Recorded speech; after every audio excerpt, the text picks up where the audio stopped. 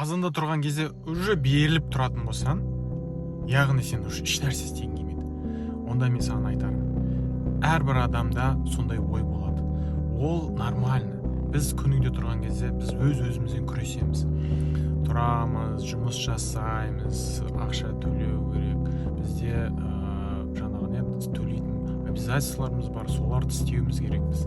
Әрине күшіміз жетпейді, энергиямыз құлайды, сонымен күресуіміз керекпіз. Біз оны жай үшін олармен күнде күресудің орнына біз қазіргі бізде кетіп жатқан энергиямыз қайда кетіп жатыр? Соны тауып алуымыз керек, қағазға жазып, сонын сәл де болса соны жеңілдеудің амалын жасау керекпіз. Қаржылай мәселесі, егер сенде газ жетпей жететін болатын болса, оны экономдау, оны көбейту жағын ойластыру керек. Егер қаржылық сауаттылық керек болатын болса, маған хабарлас, мен сені жеке үйретемін.